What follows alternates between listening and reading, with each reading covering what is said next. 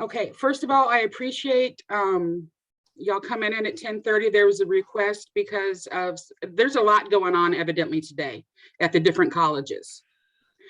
And so finding time to be at EFC was a little bit of a workaround. So we're trying to make it work for everybody as best as we can. So I appreciate your being here. Do we have any corrections to the notes from last meeting? No? Okay, then we'll approve those.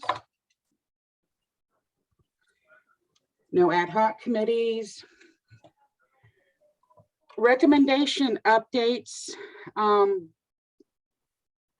Kelly, you and Ruby, and Judy, you and Aaron are kind of working together. Do y'all want to go separately since Kelly's here and Aaron isn't quite here yet? Or Judy, do you feel comfortable talking to the points? Yeah, I don't really know which points to share. We did meet with Dr. Flores and Linda and Dr. Baser on Monday. I think it was this week. Just trying to still negotiate and find some common ground between the traditional tenure model and the multi-year contracts. And Aaron did a really great job of kind of putting together not a formal presentation, but he put on a slideshow just kind of some talking points of, you know, what tenure means to us, you know, what tenure means to administration, and trying to find that middle ground. And I feel like that, you know, kind of started to make some headway. And so Dr. Flores wanted us to go to SLT and talk through those talking points. And he had mentioned that that would be this Monday, but as of right now, we're not on the SLT schedule for Monday. So we'll keep y'all posted as to what happens with that. What was your feeling after the meeting? Do you feel like we got stuff accomplished? I do. I had to go back and think about it for a while because at first I was a little discouraged. Yeah. But the more I thought about it, for me, there seemed to be a little shift. Right. I feel like, you know, and it's the same as faculty evaluation. Like we have the same goal that administration does, right? When it comes to both tenure and faculty evaluation, I think that at the heart of it, like the goal's the same, right? It's just that we have different languages for things and sometimes different mental constructions of like meanings behind what we're doing. And so I think that that meeting on Monday helped us to find that where we have shared fundamental cares. And so that was positive. There was like a breakthrough there. Yeah. I'm still kind of discouraged about moving too closely to multi-year contracts and away from like the meaning of tenure, especially in light of what's happening with, you know, politics right now. So that's discouraging. And then, you know, with the news of Dan Patrick and everything, all that. Oh yeah. Junk. So, you know, and then I heard a full-time faculty member with tenure also say, like, I wouldn't want to give up what I have for this new multi-contract tenure model. And, you know, so I don't know how much work, if we do find common ground, then we're going to have to go back to the faculty and say, here's the compromise. What do you think about this? And they might not want it, right? Like we have to be honest about that. Yeah. So. Did you get the idea that they may expect everyone to just switch over to the new tenure, not tenure model, or everyone, like even those who have tenure right now? No, like those who have tenure right now, we can't change that, like that, and that's not what's being proposed or being talked about. Like that's not even on the table. And well, I specifically asked about that to make sure, because it was a concern. Because that is very telling, you know, whether or not a tenured faculty would say, okay, I'm good with that, I'll switch, would indicate whether or not those protections are really there. But yeah. I would say if we've got the automatic renewal at the end of the third year or the end of the second year or however long the term is going to be, that makes it a better selling point than just a 3-year contract with no automatic renewal. That automatic renewal, I think, is crucial to be able to call this. Well, I think without that, it's not. Well, it's not tenure. Without that, it's just It's just making someone go through an entire tenure process to get a slightly longer contract, but not actual tenure. And I don't think that that's Right. appropriate. And I think if that is what we, if we have to compromise and we get more of a traditional, I don't know what that is, multi-year contract model, I don't think there has to be this dossier period for going up for that. Like, we can't ask faculty to go through that onerous process for something that's not tenure. I mean, I've had faculty just tell me, I won't do that. Like, what's the point? I wouldn't apply for it.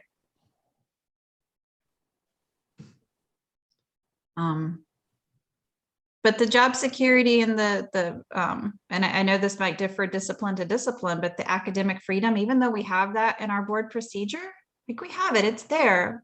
But I have a lot of faculty, especially those teaching history, teaching Mexican American studies, who say, I don't feel it. Like, I'm still going to avoid specific topics because I have to right now. Yeah. And I think we just really have to be honest about that and acknowledge it.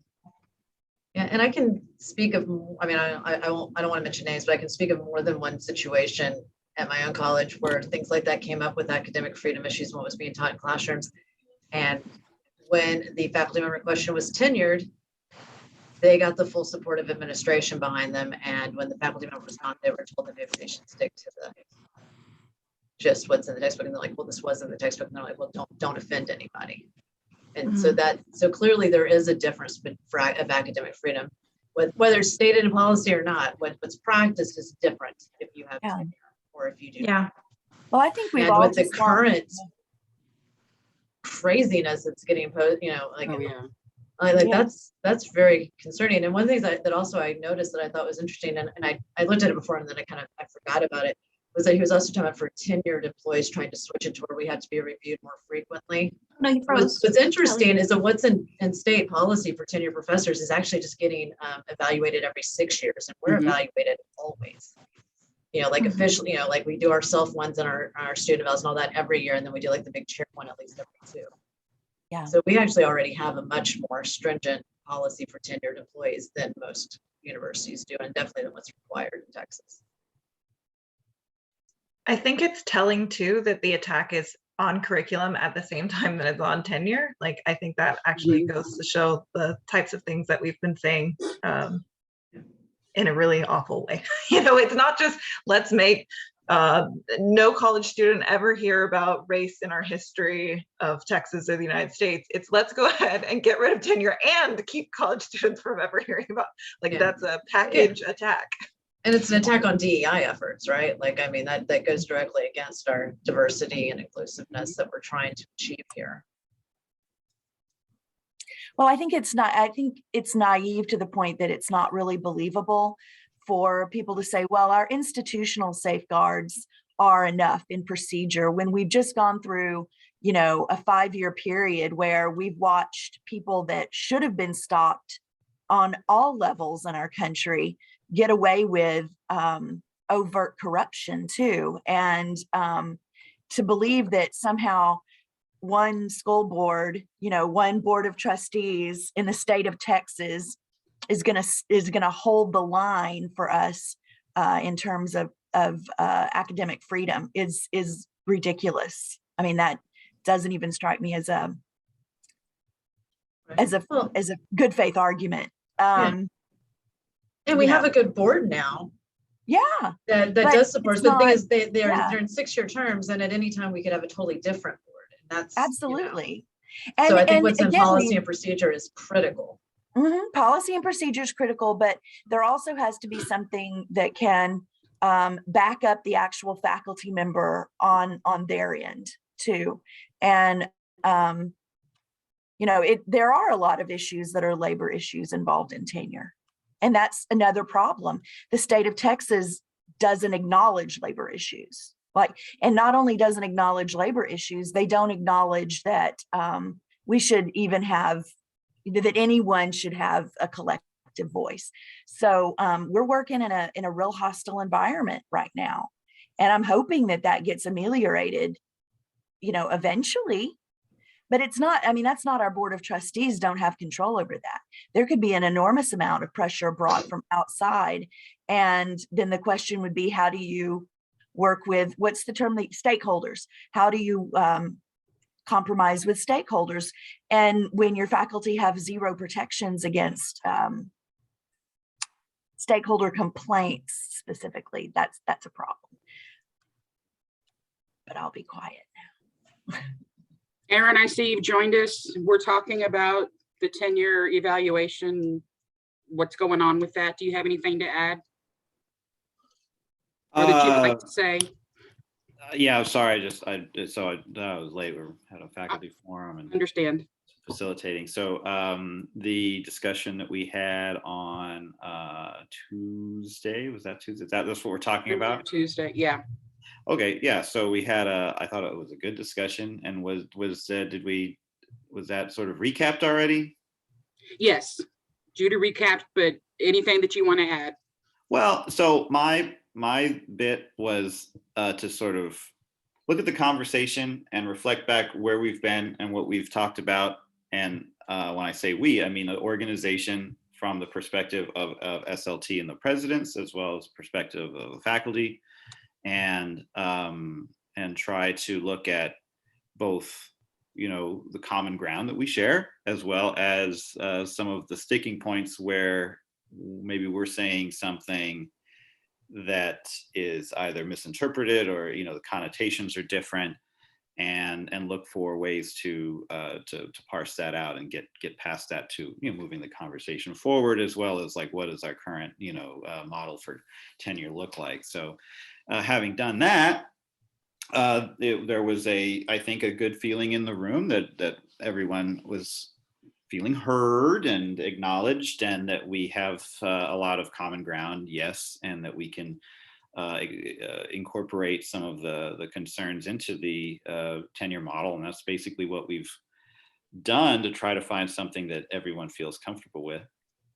And so, I've created a new sort of visual aid to go along with that. And where we left was that, oh, and I can share that if I have screen sharing, that we were going to, Dr. Flores invited us to present something on Monday at SLT, first time we're returning to that body, a subset of just to talk to the presidents. And have not yet gotten a time or a confirmation that that's happening, but that's the plan, to go back before the SLT and talk about it again. When the presentation that where there's a little bit of miscommunication in that we thought we were waiting for the SLT official response, but they were kind of thinking that this middle conversation was still ongoing and that there wasn't a response that was needed in order to continue the conversation. So my bit was sort of like, just put everything up on the wall like a Mary Flanagan, consulting thing, and yeah, do the Post-its on the wall, or what was that mural thing that we did that one time, and I think that the good thing that came out of that was that, again, we sort of, I tried to do it honestly, so that, hey, like these are all valid concerns from everybody. And here's where, from this particular issue, we're looking at things from a different lens. But I'm just starting here because I feel like this is sort of the wind up, is like, what are we really dealing with? And this is the tenure model with a multi-year component that we landed on as being, sounds like, a viable way forward, that includes a renewal at the second year of the contract. So you're in your first year. So this is that thing where it's not a fixed year contract, 1, 2, 3, and then it starts over, but rather in the second year of the contract, first year goes by, in the second year, we have our biennial performance evaluation. And, if nothing is going wrong, if you've got a good evaluation, if you're not on an improvement plan, if you're just doing your job and everyone says great, which we expect. This is the expected, just rolling experience of faculty to be doing their job, but evaluation is good. Then you have the automatic renewal. If not, if there is an improvement plan, if there's something wrong, then you go the other direction here on this arrow to the third year. So you would only ever be in the third year of your contract if there's a problem, because otherwise you just have this automatic renewal at the end of the second year, and then you're back in the first year of a contract. So then you have that 1 year, and then that's like, oh, well, we have some improvement to make here. And if there is sufficient improvement, then you'd be renewed and you'd be back at the beginning of another contract. If there's not improvement, and this is some of the words here, there's some disagreement on what would actually happen here. Is it a non-renewal? There was the concept of demotion, which has been floated, which I floated it. Well, Lenny floated it because it was originally part of the landscape analysis from Valencia College as part of their model. And so it was reminded to us that that was there. And then, hey, this is something that we can talk about if there are additional concerns about accountability measures. So, demotion back to a contract status, in other words, or termination, and so there was discussion about, well, hey, wouldn't we just go to termination if someone not only had a poor evaluation, but then did not make sufficient progress of improvement? At that point, are we really like going to keep that person? It's like, oh, you get demoted, wouldn't we move towards termination? There was also concern about there being enough time for the improvement, and shouldn't we move the evaluation to the first year of the contract? But again, this sort of gets into the thing of wanting that first year to be a standalone year where you're not evaluated, so that in the second year when you are, that stands as the point where the renewal would happen, because there's concern about always being in the first year of your contract. Originally, we said that every year you would just get re-upped to be in the first year of your contract of the 3-year situation, in order to have that sense of continuing employment. And that's what tenure really feels like, to people who have it now. So this is a little bit different. I don't think everyone's going to like this. I'm not sure I like it, but I feel like it's it's a compromise. So to whatever extent this is something that is palatable to SLT and the presidents, and is palatable to us, this might be the common ground. So that's where we landed, and that's sort of the wind up. And I can show you the other slides, but what I've described is what's in those other slides, and I would happy to take any further comment. I see Michael Lee has her hand up.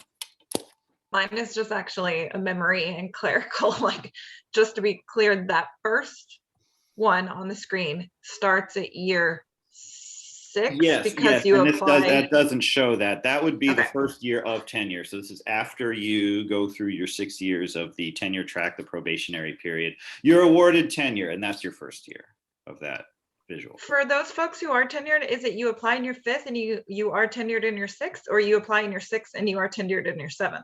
It's right. So it's been applied in 6 my and you're 6th. tenured in, yes, that's the way it was before, and we just kept that. Okay, gotcha. Thank you. Could be adjusted, but what we have right now is a 1-year contract and first year of employment. It gives the employers the ability to say, this isn't working out with this person. 1-year contract. If that all goes well, then you have a 2-year contract, and that gets you to the halfway point of your tenure track. And you have a midway check-in. And if all's going well, then you get a 3-year contract. It's convoluted. I hope not, but I can imagine that might feel convoluted. Basically, a 1-year, a 2-year, then a 3-year that completes the 6 years. And at the end of that, in the third year, you apply for tenure. And if you are awarded tenure, then you move into the slide that I was just showing. That hasn't been in question, that tenure track. That part is like that. So we're just like the sticking points have been in the model of the contractual mechanism after the award of tenure. And so that's where we were sort of concentrating the efforts. For the skeptical non-tenured faculty who is, looking at this, not saying I'm the skeptical person, just like if there is one, how would you, and they say like, what's the benefit? How is that better than just, the year-to-year contract that I have now? Why do I already have to do a dossier every 2, or, an evaluation every 2 years, a dossier when I go up for promotion? Why should I do an extra tenure dossier for that? Well, that's a great question. I mean, so having a tenure system means, of course, it's everything leading up to tenure, and then you get tenure, and then you are not only have tenure, but then the termination procedure is in play rather than the renewal of a contract procedure is in play. So this is that thing we come back to, that even though it's not who we are as an institution to willy-nilly get rid of any of our talent, we don't do that. However, in the procedure, it does say that a contract faculty member may be removed for any or no legal reason, while the tenured faculty member has to go through this process, which needs to be improved. Let's point out, because there's convolution in the way that it is written and laid out.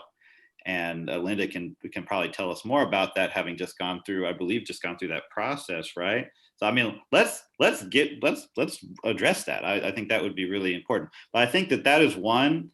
It's the prestige of having tenure, and you might say, well, what's prestigious about this, since this looks different than traditional tenure, because now we're like, we're in this multi-year thing that other people don't have to deal with. If you have tenure already at Alamo, you have a different tenure. You're not subject to some of the same conditions that this one is in, but you do have tenure, capital T tenure, and the accountability procedures are different. So I think that is a feeling more of greater job security that people would have at that point, and the feeling that they can plan for the future and know you can't just be told in March that we won't need you next year.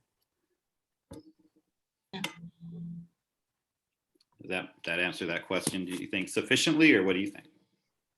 So, because I think a key piece of that is those, the termination policy that you referenced. And, I would just want to be very clear that we would still have those separate policies for contract faculty versus tenured faculty, and that within this new system, the folks who get onto this new era tenure system would be in that, under that policy. Which basically guarantees due process. Right, yeah.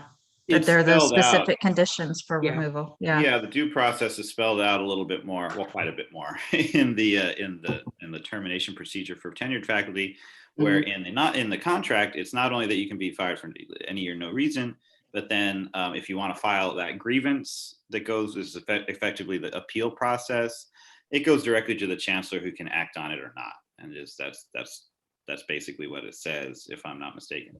So there's not the tenure pool. So it's different. Now, a faculty member, this has been another point of contention, whether or not a faculty member, especially one who, and this could be different for new hires or not, but a faculty member who was hired in the last 10 years, should they have the opportunity or the option of, opting out of having to apply for tenure? The people on the tenure committee said, no, tenure is tenure, you've got to do it. Some of the presidents and SLT members say, well, if someone was hired under the pretext of, not being in a tenure track, and now it's forced upon them, that doesn't seem fair. So they should have the option of saying, no, thank you, I don't want to apply for tenure, especially perhaps someone the example was given of a workforce situation where it's like, look, I could go out into the field and be making more anyway. I don't want to have to go through this process. It's more work. Can I just not do that and have this job, because I think education is important, and I'm sort of doing this out of service anyway. So for those folks, I think it makes sense. I think there should be an opt-out provision. After thinking about it, I agree with that. I think that could be the case for new hires as well. But I mean, the weight of the thing, the value of the thing, is it is expected that everybody goes through this rigorous process in order to have some minimum, training, accountability, and all of those things. That's what gives tenure its value as an institution for the organization and for the community. Michael. I just in listening to this, I have a new question to throw a wrench in, and maybe it's a Linda question. If the You people and your who wrenches. All right, let's hear it. if the people who were hired in the last 10 years get an opt-out option, Yeah. what about brand new hires like, let's imagine an imaginary world, this becomes real in fall and there's a new history full-time faculty hire in spring. Does that department choose if it's tenure track or non-tenure track, or are all things tenure track from there on? Or Good question. This is one of those It's a great logistic question. Yeah. It's one of those we would have a team to hammer through some of these. My sense is that it would probably be an individual by individual, but then I can also imagine the department saying, because like if the department was hiring a non-tenure track position, then we're back to not necessarily having all of the incentives available for the best and brightest talent. So I wouldn't want to do that. I mean, that would go against part of our thing. But if the person gets there and says, oh, I can, great. I don't have to. Okay, I'll think. And then they get there and they decide, yes, I do. No, I don't. I think that gives a lot more. I would prefer that personally. I don't think it should be tenure track and non-tenure track full-time positions, because then you're just setting up this same dichotomy, if that's the right word. I'm sorry. The sort of the caste system of faculty status. yeah, So, and I can Chris- just see, I could just see it being like, okay, we have full-time temps, we have interns, we have tenure track folks who have come on after suspension, we have tenure track folks who come on after suspension who chose, tenure track folks who come on after suspension who opted out, Stop it. then Stop tenured it. folks, then new folks. Chris, it's actually a big mess. And part of that, I don't know, I'm still a little, I think maybe the people that makes sense that the people that were hired in a non-tenure track, understanding, maybe have that choice. But I think going forward from that with new hires, it just gets way too out there. And at some point, it's work. Tenure is not, it's scary, and it's, it's rigorous, and but at some point, you just got to do the work if you want to have the job security and stay. So like maybe, that 10-year slot gets a little bit of leeway in that because of the way they came in. But after that, I don't see the advantage, to the system as a whole, really, to just allow people to say, I don't want to do that work. But yet, if they were to get into some kind of, get sideways in some way, and go and have to go through that process of being either fired or not, then those protections, would they apply or not? Like, it all becomes very muddy water, right? I don't know. I think. Yeah, This is already really muddy. we've got enough Yes. different So positions happy the to way hear it you is. saying that it could, because we already have, I don't know, if you look at the separation procedures, there are several different procedures for people on a contract, people not on a contract, tenured on a contract. It's complicated. I would just say there are two things that occur to me about this. We have had good faculty, really capable faculty that we really need in nursing and in some of the other hard to fill disciplines, and like the STEM disciplines, who really don't care and don't want the tenure just doesn't resonate with them. And some of them have already had a full career. They're retiring, they're young, they're talented, they want to teach, but they don't, it doesn't, the work's not worth it. The value of tenure is not there for them. And it kind of goes back to the job security thing. I think they feel like, hey, if this is not good for me here, then you don't want me here, I'm going to walk, because I can't get a job anywhere. And you'll hear that from nurses. I've heard that from people who have been on United Faculty Senate, who have been on EFC, who are really, really good teachers and really love the work that they're doing, but they just didn't it just didn't mean, as much to them as it means to a lot of faculty. So I sort of like the option of allowing people. I wouldn't want to not be able to hire, say, a great instructor for computer science because, if you stay with us, you'll have to, eventually go through the tenure process if they don't, if they didn't want to. Hold on, Chris has had his hand up for a while. Yeah. So Chris, I think Kelly was actually before me though. no, Okay. not on my side. Well, Okay, Kelly, you want to go first? You can go first, Chris. I promise y'all, I always have enough to say and I'll remember. well, my only thing was that at major universities that do offer tenure track and non-tenure track and lecture position and just lecturer positions, I'm assuming they have a mechanism for hiring and firing everybody in those positions. So it may be more cumbersome, but I mean, it still could be done. But then at the same time, I do hear that, we want to retain people and we want to give flexibility for people when they are, going to say, I want to apply for this particular position. And I don't want to go through the odorous process of tenure. But at the same time, those faculty that teaching is their calling, that's what they want to do. Even if they are from a high demand, high wage position, we'd want to make sure that they have academic freedom, that they have that job security, Yeah. and that they know that they are part of a shared governance and that they can, truly speak their mind to provide a better atmosphere for both faculty, staff, and students. So is it that, Yes. and the other thing is that, at least from my perspective, is that when we create positions or when positions are created and they go out through the talent search and people can apply for them, back in the day, before, like when tenure was still in play, every position was automatically tenured. At least that's what I always saw. I don't know, Linda, if you can speak to that, or have we offered non-tenure track faculty teaching positions at the district forever?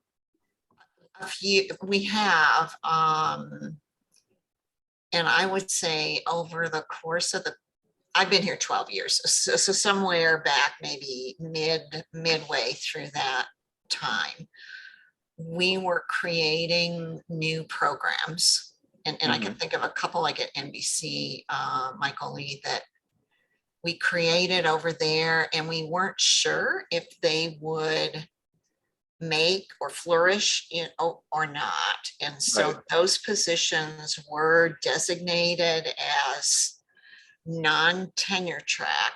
I remember because we had to create a new code for them in the system for at least a few years, so that we wouldn't hire someone, have them, sort of promised tenure opportunity, and then the program fails, and it's such a niche sort of discipline. Are any of those are any of those people still employed as full-time faculty at NBC? I would have to go back and look at that. Because I'm just curious, like if those programs did flourish, and then if they were still here, were they converted to a traditional tenure track, or was it after the tenure freeze? Well, by the time, I mean, then we did away with tenure. So Okay. Yeah, they never came up. They could have come up for tenure. Right. It's a timing thing. But I want to say it was like, was it the Nano? It might have been Nano. I'm just, don't quote me for sure, but I want to say Nano. There was oil and gas perhaps at PAC. There've been a few that are sort of new ventures for the colleges, and they're just kind of, they're going to try it. Right. And they needed kind of that safe to fail opportunity. Right. We don't want to have somebody that's guaranteed to continue working at the program which they were hired to teach is gone. Yes. Yeah. But then that raises. But that's the only time I've ever seen that. Yeah. Okay. And then the other question I have is, if somebody's program was sunsetted because of lack of students, what happens to that faculty member that has tenure if they have tenure in a program that's sunsetted? Do they? We've had that happen. Not much, but we have, and I think there are provisions in the policies that we have today for faculty, and I don't think it's limited to tenured faculty. We'd have to go back and look at it, but Okay. to have a certain amount of time, I want to say it's like a year and a half to get your credentials to move to another discipline Gotcha. and move over to try to preserve employment. And of course, it's up to the faculty member if they are interested in, you know, teaching in a different discipline, but sometimes Yeah. they're pretty close and, you know, Yeah, and if we've they're like, done that just a very few times, but it's happened. Yeah. okay, that's all of my questions for now. Kelly, then Carolyn. Yeah. and Kelly- that is Kelly what's in first. procedure. That is what's in policy procedure. That protection is only for tenured faculty members, but there's nothing to say that we couldn't.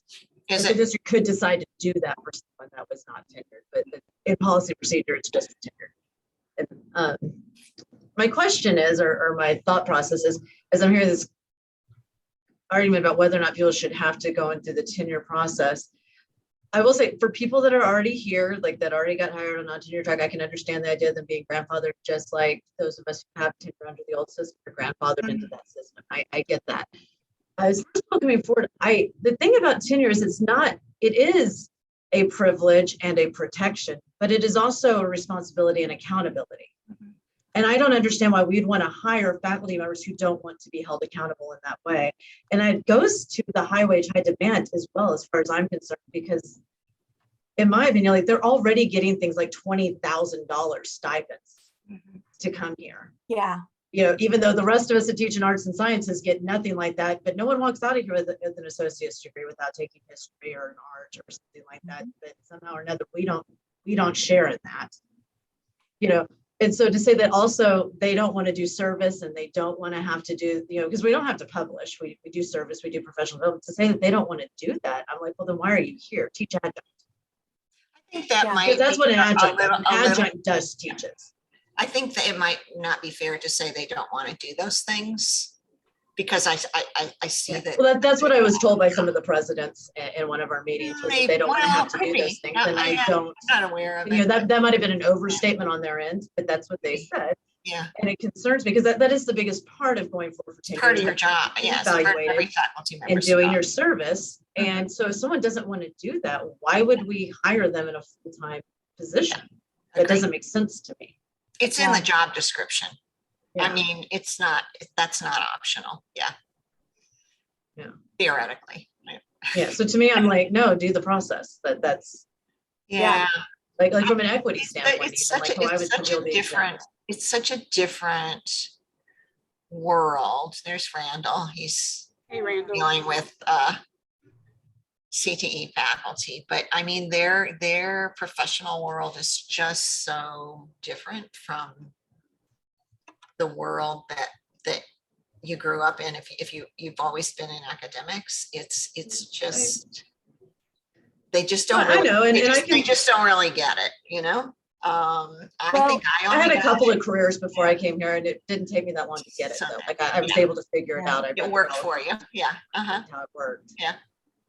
Yeah, I'd like to follow up with Kelly, like what Kelly said. There is a certain respect for the institution that you work for. Mhm. I have spoken, and not to very many of them that had this attitude, but to a couple of folks in workforce that are making an enormous amount of money.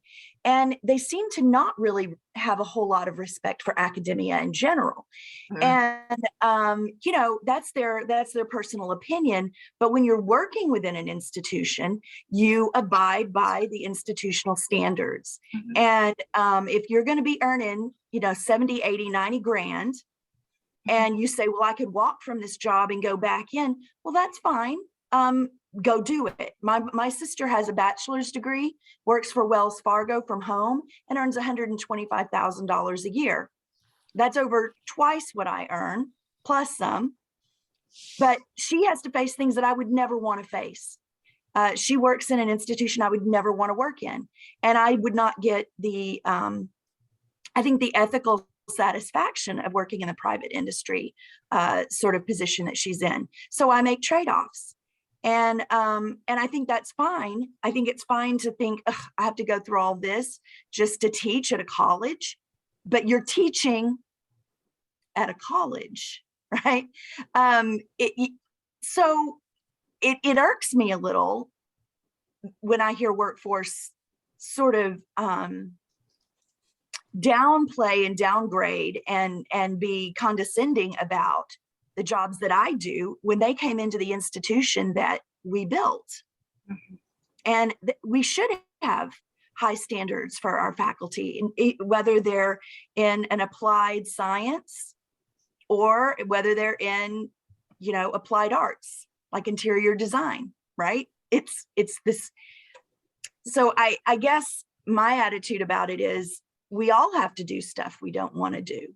We all have to work in ways that don't fulfill our expectation of what's a good use of our time. And I don't believe that people who want to work in a job and furthermore earn more than I do doing it should be able to dodge that. There, I said it. And I sound like a Grinch, but I'm like, yeah, there. Michael Lee. This is not, I don't think, something that we'll figure out today, but I just wanted to put it on the, no, sorry, what I'm about to say. I don't think it's something that I'm asking for a solution, but I just want to put it out there for the committee and for the dream that this is, this is going to move forward, is that I'm a little bit uncomfortable hearing folks who were hired since tenure was suspended coming in a non-tenure track position, because when I came in, and tell me if I was lied to, because I could have been, but when I came in, I was under the assumption, because tenure had been suspended, but was still in board procedure, that if it were to ever not be suspended, I would be on a tenure track and I would be obligated to move through that process. You know what I mean? So, and it actually even came out in when we were saying, were there ever non-tenure track positions? And those seem to be different than what mine was, which, I mean, in practicality, it's non-tenure track, right? Because we don't have a tenure system active at the moment. But we were distinguishing between folks who came into a program that might later not be viable and my type of position. So I don't think I was tenure track, but I also don't know that I wasn't tenure track, if that makes sense. So just something to think about, and again, maybe I was lied to. Maybe like it was clear as day all along, and I was just being sold something. Aaron, what was the response or the discussion y'all had early on in the ad hoc committee about this tenure issue? Didn't they come down to have choices? Yeah, the first idea was that it should not be optional. That was the original thing. And that's always been the feeling of that group, which was comprised of half faculty who had tenure. And the folks who have tenure are very much of the mind that, it should be mandatory. Folks who did not have tenure sort of tended to agree. But, for me, who I don't have tenure, so like I would be getting it. I don't feel as strong. I feel like I don't feel as strongly about it. But then, I mean, Michael Lee feels strong. I mean, some of the other folks here who, and forgive me, I don't know who all has. No, I'm not opposed to people opting out. I just think it's a little more complicated than when you and I were hired saying we were non-tenure track, because. Well, my first contract does say on track on it. So does mine. So does mine. But then that went away the following year, says contract. Anyway, but yeah, I think that we're at the point now where we're not trying to complicate the matter. We're trying to find a way forward and find some agreement on the broad strokes, so that some of the, and don't get me wrong, I think this is a big part of it. This is one of the larger pieces that goes right after, one of the questions we need to answer. However, I think the larger question of, is tenure something that is going to be, supported and approved and brought back, is the biggest question.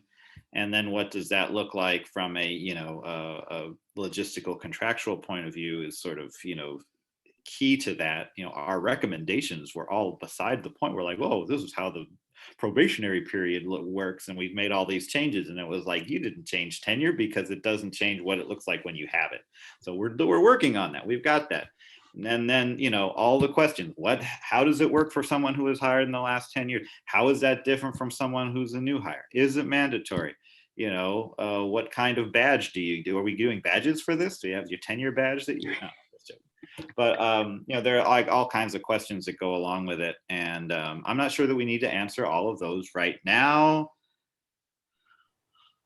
So, but that's hard because once we get, yes, we're bringing tenure back, and now, okay, now we have to answer this question. There could be, you know, continued disagreement. We heard from the presidents that there's a support for the tenure being optional. The faculty is saying, well, no, it shouldn't be optional. Well, how do we get around that? But I don't know that that's where we are at this particular moment. And I don't think that question is a make or break question to the extent that the flow chart that I was just putting in front of you. I don't think, you know, that seems to be kind of the critical point where we are. Does that sound right to you, Linda, and Dr. Raley, who are kind of part of this discussion from the SLT perspective?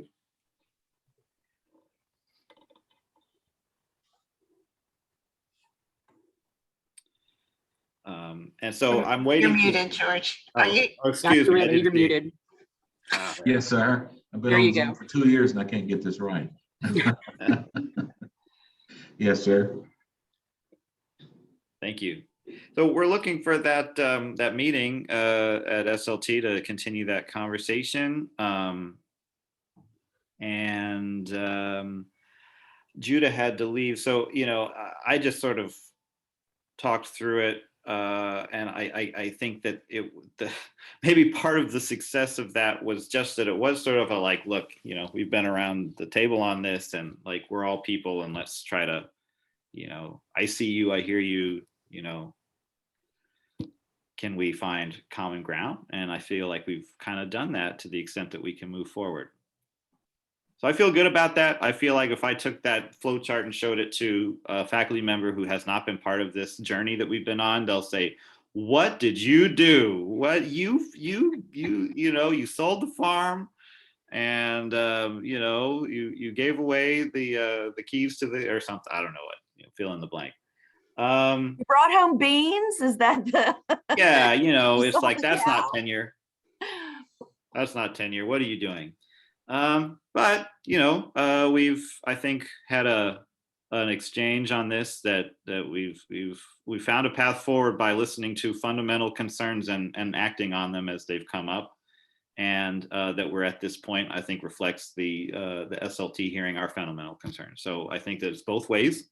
That's the healthy tension that we've engaged, and I feel pretty good about it. I can totally understand other folks not feeling so good about it, but I think that, you know, our path is forward, and we're moving on it. So I continue to feel optimistic that we will get this move forward, and appreciate everyone's support and lively conversation. And then there's more to come on it, you know.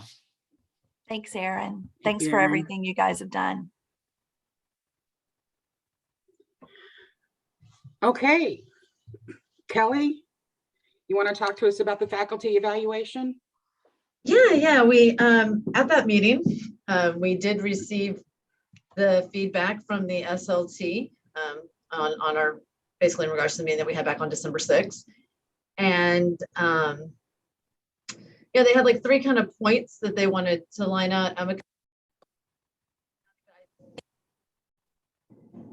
Some of the confusion is kind of just the time that passed between those 2 meetings, because I felt like some of those things have been addressed in the meeting, but then they came up again in the memo. And that's, like I said, that there's been a lot of time, and then also so many things get said in those meetings that, you know, it's easy to lose sight of what was actually decided or agreed to.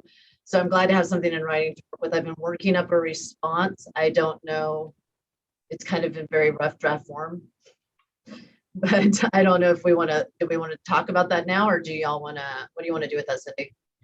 I'd like for you to bring up the issues that were on the response memo, just so Okay. that everybody can see what the Do you want discussion. me to just pull up the Let me see if I can get you to I've got share the screen. document that's the memo, and then I've also got the document that's like their points and then my response underneath each one. What would you like to see?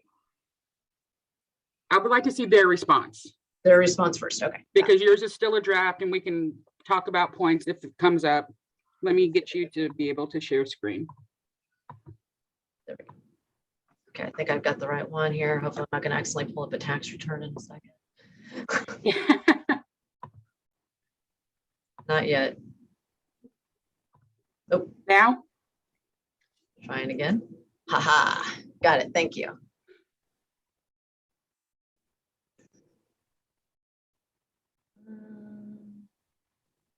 Hold on, let me pull theirs up and I'll just make it work. Just 1 second.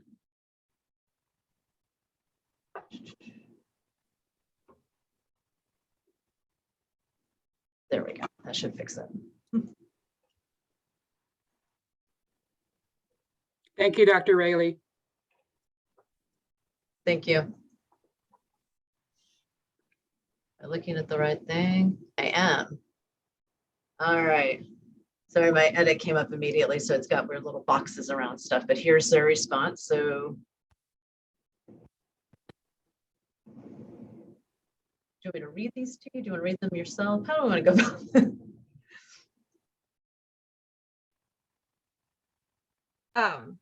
I don't mind either way, but Cindy, can we get this in our inbox email or on the Canvas shell? Yeah, because this was just sent out to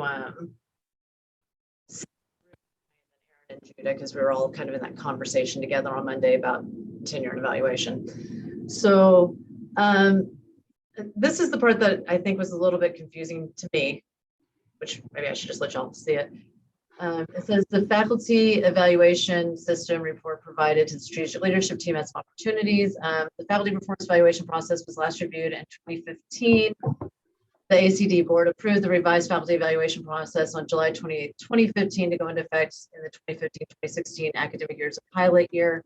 The ad hoc committee's presentation indicates that Faculty 180 is a key source of challenges, though the ad hoc faculty evaluation committee acknowledged during our 12/6/2021 meeting that the current evaluation program is not fully implemented across all colleges at a consistent level at a mature level. Mature faculty evaluation process needs to be developed with measurable outcomes implemented and adopted consistently across all 5 colleges. So I guess what my confusion was is my understanding is that's what we were doing. Yeah, And so sounds like a yes.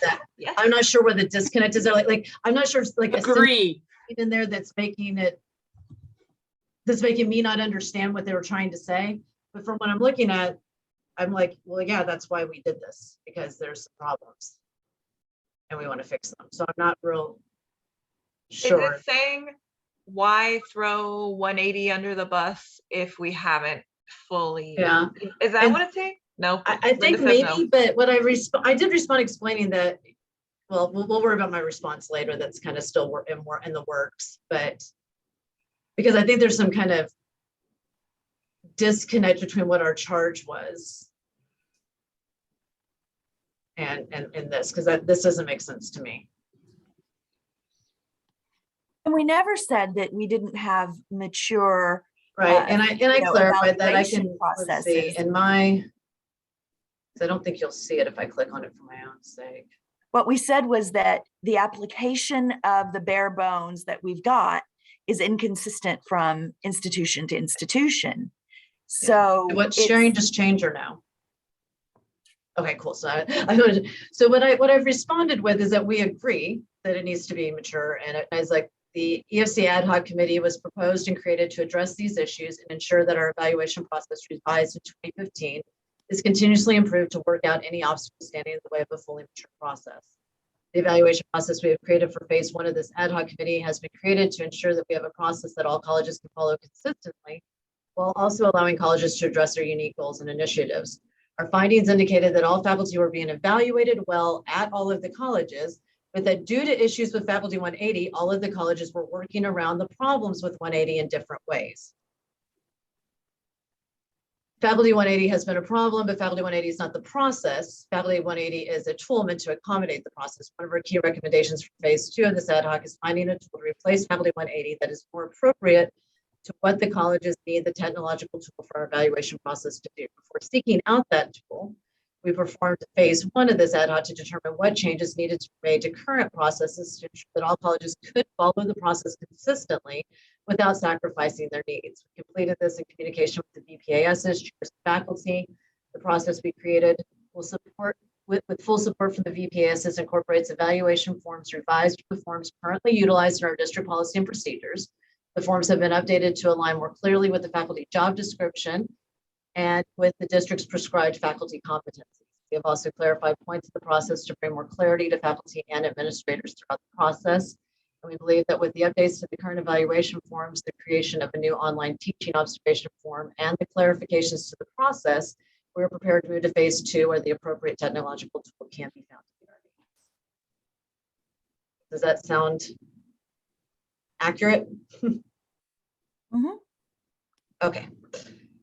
Let me look back at the other thing. Okay, so we're still here. So the second one, I'm sorry. Since we have her here, can we ask Linda, are we off base? Are we missing context from your view?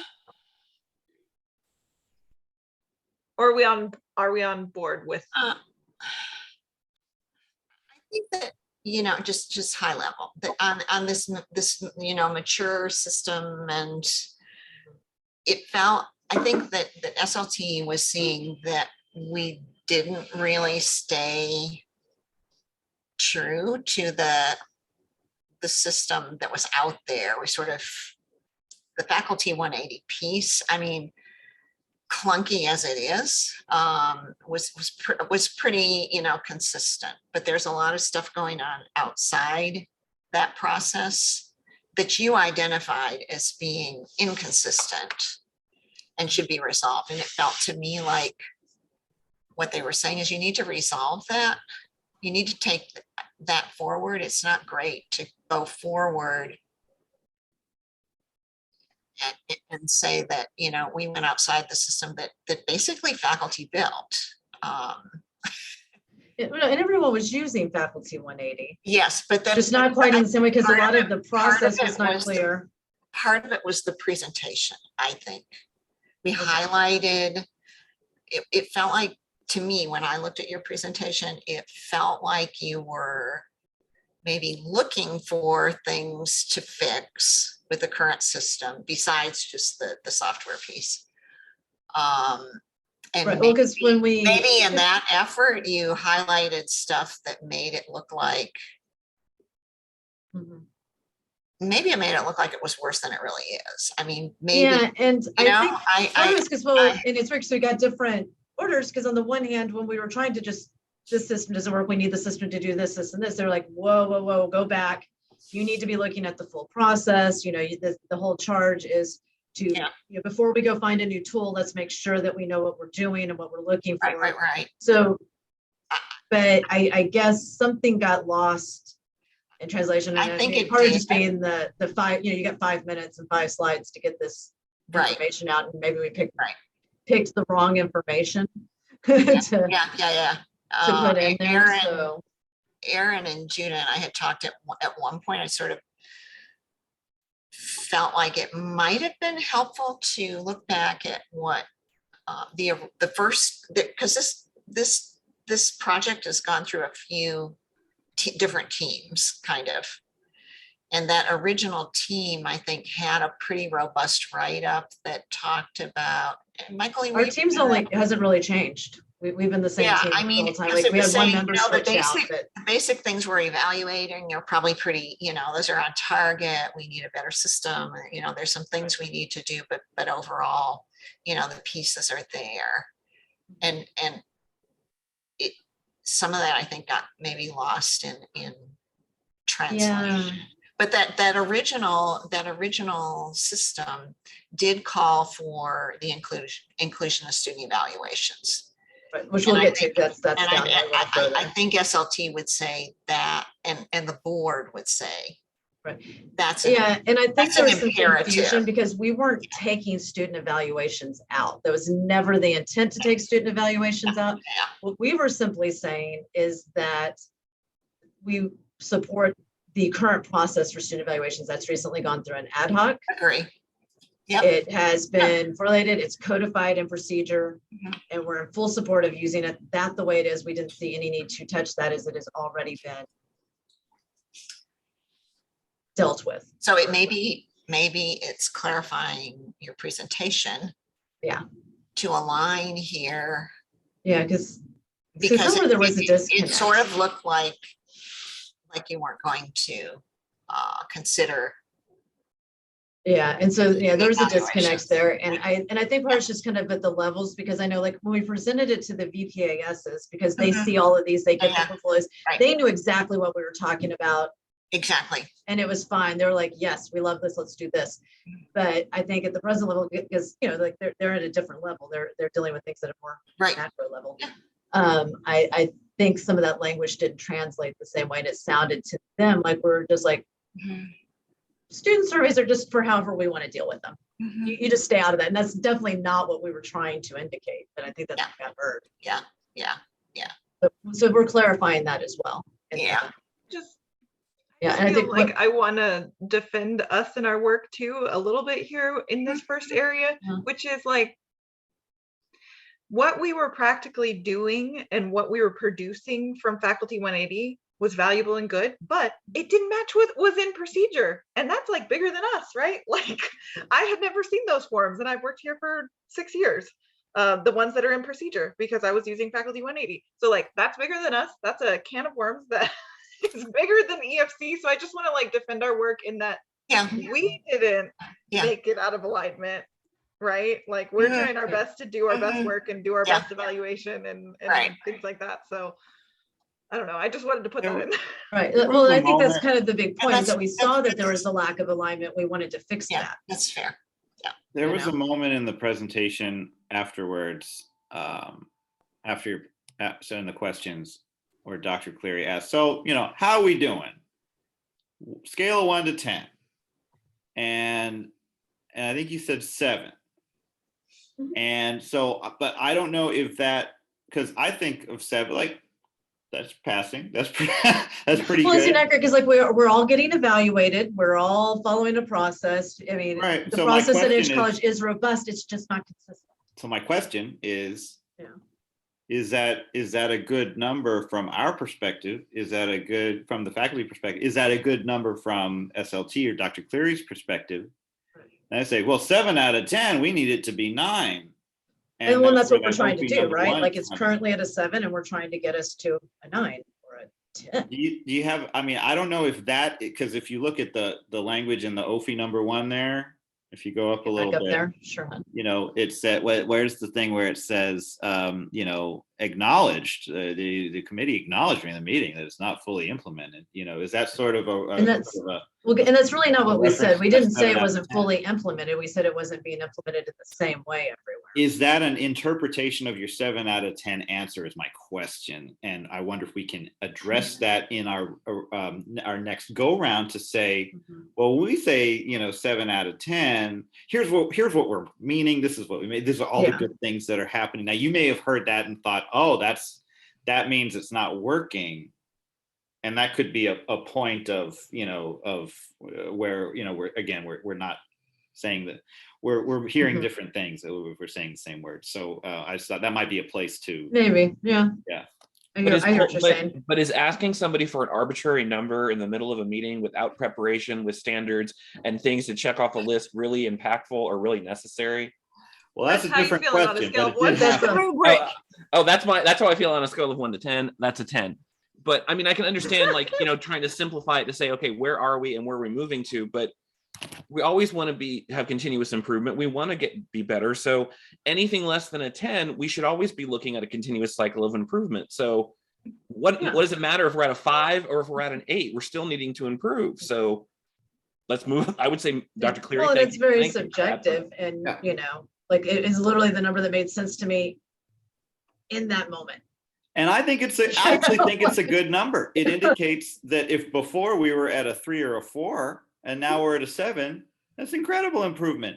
And we, by saying, 10 out of 10 would be disingenuous and doesn't indicate that, of course, we're doing this. Well, yeah, no, if I said 10, they just know I wasn't taking this seriously, So I right? think the point is, it was just arbitrary number and good faith answer result in this like sort of misinterpretation in this response, and that's a point of clarification. So and I'm still working on this. Before like I respond to SLT, I will definitely like get this to you guys for feedback. I've already sent like my very initial responses to the same people in the room, Aaron, Cindy, Ruby and Judah just because they were there. They were, and then I was going to send it on to the whole EFC. The second one that they brought up, and this one I really do want y'all's feedback on. Well, I wanted your feedback on all of it, but this one I need more help with. Let me clarify. The proposed faculty performance evaluation process indicates the faculty chair, library faculty, and counseling faculty will follow the same process as all other faculty. However, the job descriptions are significantly different.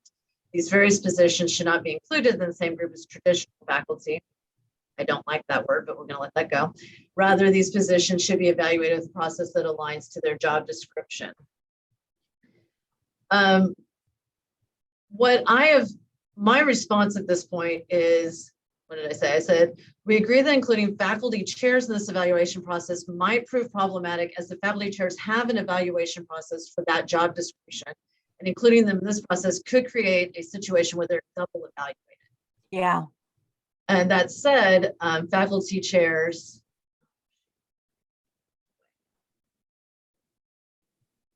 Sorry, guys.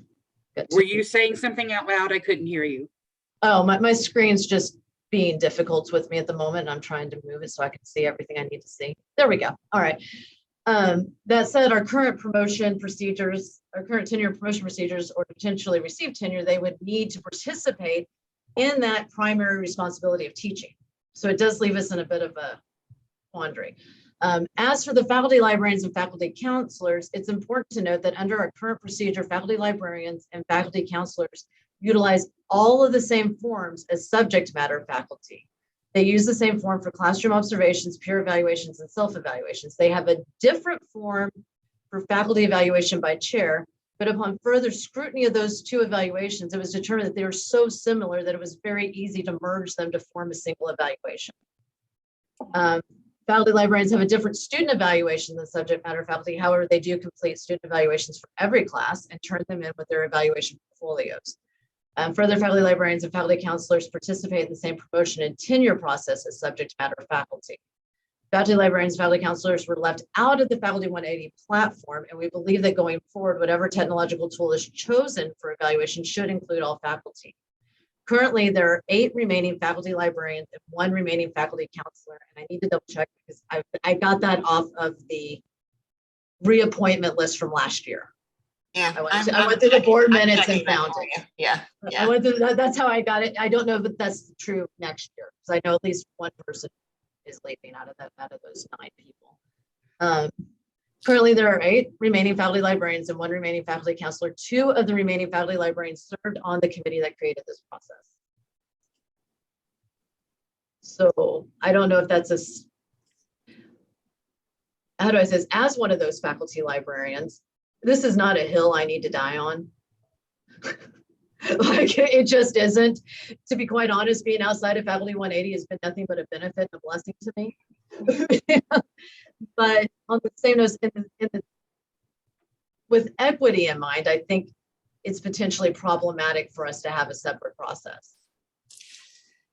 Can I just address that one, because it keeps coming up, and I sat through all the sessions, worked with the faculty committee that created the Faculty 180 system. I hate to call it Faculty 180 because there was a lot more that faculty put into it. Sure. That 180 was just the instrument that probably wasn't the best one to carry their work. The intention was always to have librarians, counselors, adjuncts in the same evaluation system. But there was recognition all along that those jobs had different aspects that weren't fully represented by the performance criteria that and I'm just going to use the phrase instructional faculty, non-librarians, non-counseling faculty, the classroom faculty had for their job description. So it was always intended that they would go into 180, that those groups would create their standards, just like the big group had done for instructional faculty. But that never happened. And it didn't happen for a while. And then when people were getting a look at 180, they said, you know, this is very cumbersome and it's very expensive, and we should look at other software before we go to all the trouble of creating something that we're just going to replace. So I don't think there was ever an intention to leave librarians, counselors, adjuncts, or I think chairs was the other group, to leave them out. But it just got to be clear that it was very expensive to add, you know, separate evaluation forms, which it shouldn't be. That's a software problem. Yeah. Yeah. The interesting is there's really only one, like I said, only one of the evaluation forms in our procedures is even different, which is kind of an interesting. Well, it is. I mean, but that's sort of an old era kind of, you know, I don't know. It's not the way it has to be. I mean, I think the way you are evaluated in your job should reflect the work that you do.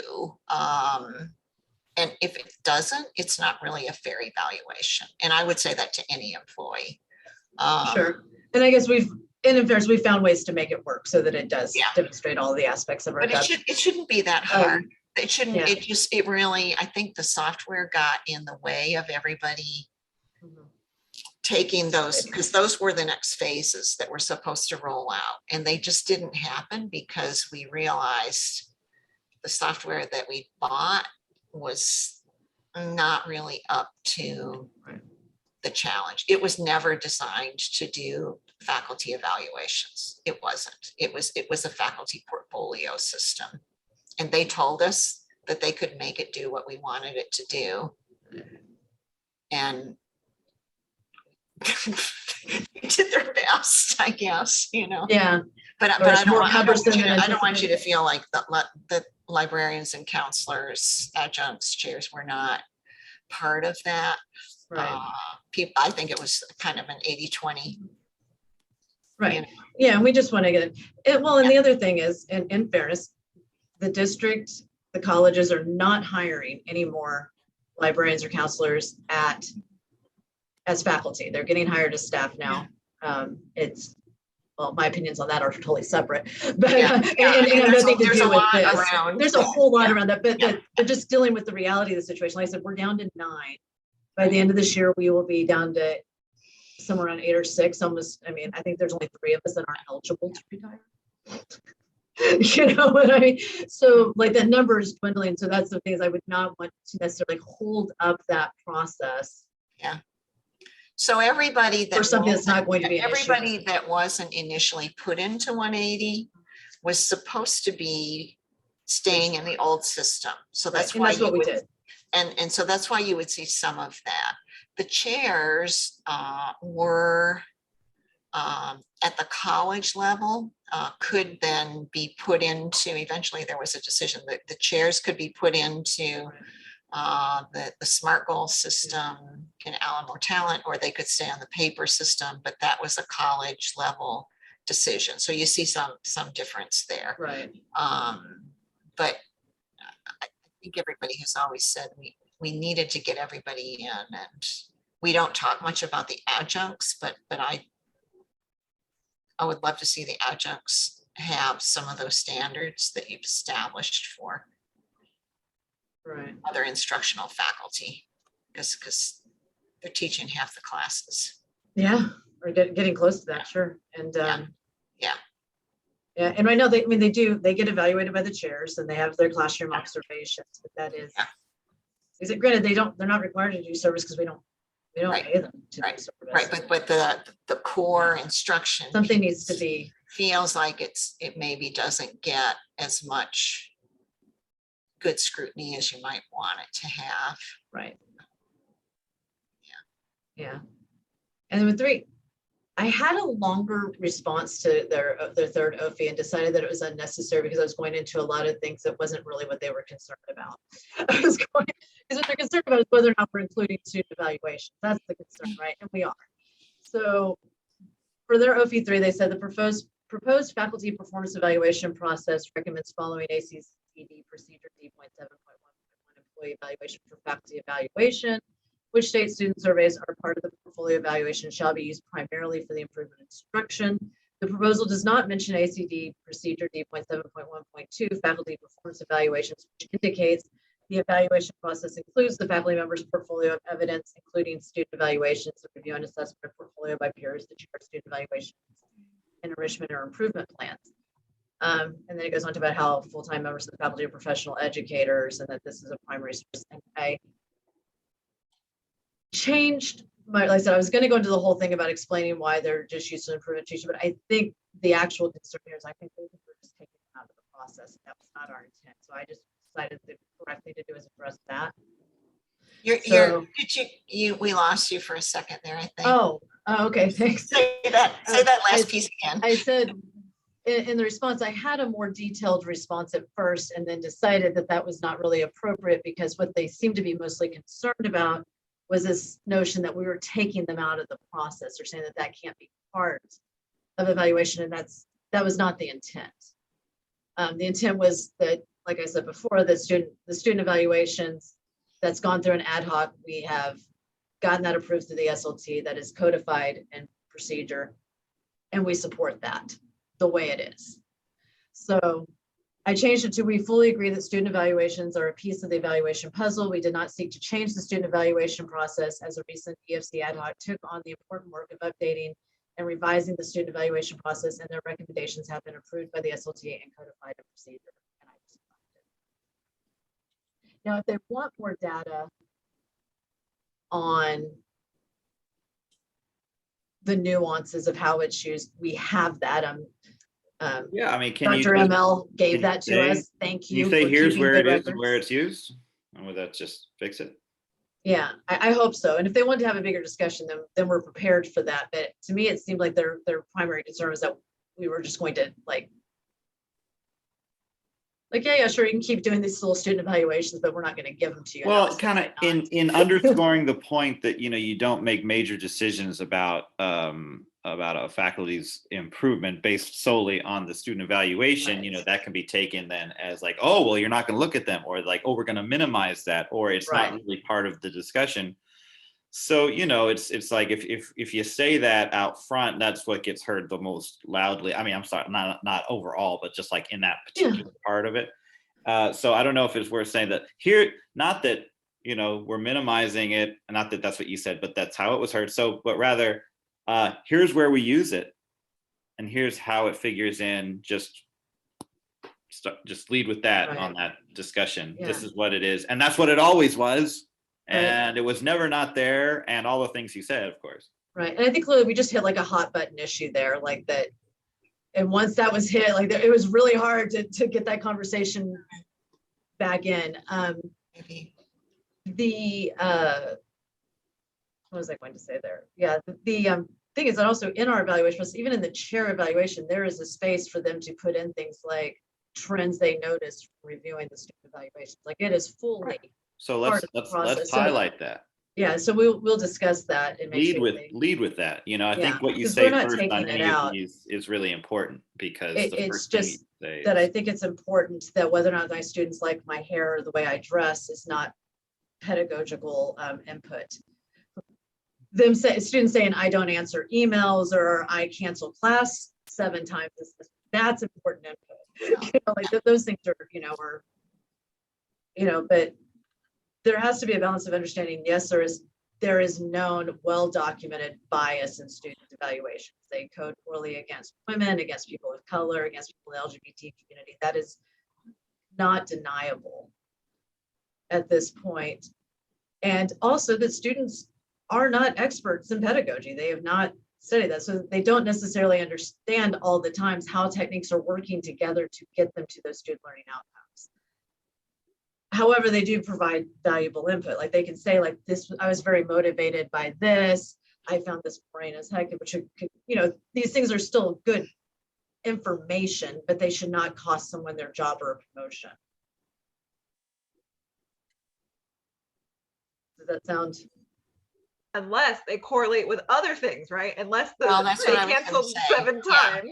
Yeah, things that are like, those are clues for a chair. Like a chair looks at this and goes, why students are saying they're not answering emails, students are saying they're mean, or they say things that are problematic. You're like, I need to check upon this. I need to delve deeper. And students say that every semester in large numbers for that faculty member. I mean, that's, yes. That's that what you're is looking for, something and that that's need to figure out what's going on. Yeah. Right. And I then get to there would talking, I be have to actually other cover my things mouth. you could look into if you were canceling classes 7 times, there would be other evidence that would be used to build that case. Right, like they'd be able to look at things.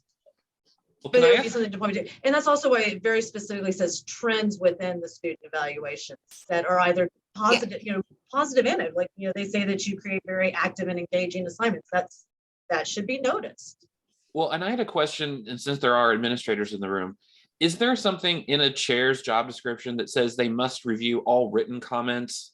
Or is that expected? Because I'm assuming chairs are looking at, the numbers, like, if you on the 4-point scale, is somebody trending like, a 2? And I'm sorry, Cindy, I'm bringing up numbers there, but because if a faculty member was canceling classes but still giving all their students A's, that faculty member could have 4s on everything because they're like, yes, I got out of this class with doing nothing. But yet they could still write. That's because we didn't have class all the time, so I could be free. Are chairs like encouraged to actually read the full commentary as well as look at the data? I'm just curious about that because I don't think so. I think because it's supposed to be what SLT and other people don't want to hear, and I get that they don't want to hear this, is that student surveys are highly flawed. They're highly flawed. They can, I mean, we've all got horror stories about things that have been said to us in student evals. And you're right, if the professor is, quote, easy or particularly friendly, there can be all sorts of mitigating factors in that. So I think looking at overall numbers is probably the least biased way you can go about it. Some of the absolute worst things that I've ever come across have been in comments like, this professor should just shut up and get out of the way and let the art be made. True story. Now, what is my chair supposed to do with that, right? Is she supposed to say, oh, well, Caroline, you're too domineering and you talk too much in your classes. So, let the misogynist have his say and cut it down a little bit. What are you supposed to? And so I think those written comments, now don't get me wrong, I have plenty of written comments that are like, she's the best thing since hot chocolate. I think she should rule the world. But it is a highly flawed sort of, and we're not opposed to getting them. I used to give separate ones that were for students anonymously, but they had to turn one in. And then I could read what they had to say. And so they still felt like they could have their say, but it wasn't, it wasn't that bubble in everything and then at the end, talk. So yeah, I think what maybe we got dinged on here is that we pointed out the fact that they're flawed and that we are fully supportive of including them, but they should not be used in making personnel decisions and evaluating, because do I even have to say that students sometimes have a very skewed view of what we do and why we do it, or they like or dislike professors or teachers for various reasons. And the equity issue is big, and it's an inconvenient thing to admit, because I think everybody wants a magic bullet, to solve the problem of, do we have really great professors or mediocre professors? Or if we're about student success, aren't students the best way to assess that? And I'm here to tell you, no, students are not the best way to assess whether or not they're getting a good education. And it sounds really, and I'm old and I'm crotchety and I get it. But after 20 years of teaching at a college, I get that my students don't necessarily understand curriculum, pedagogy, psychology, cognitive dissonance. If you cause cognitive dissonance in a group of people, are some of them going to be so uncomfortable they don't like you? Absolutely. But that's part of my job, right? So how do we overcome, I guess, that? Should we just not mention? We've already overcome it. We've already had an ad hoc on this. It's been settled. It's in procedure. We shouldn't have brought it up to begin with because all it did was open a can of worms. All right. Should have left it alone. And The be done mistake with was done just putting that we should have just left it at we support the current procedure on student surveys and said nothing else. Yep. Yeah. Yeah, Randall, were you trying to say something earlier? I couldn't hear you. I still can't hear you. I think your mic's off.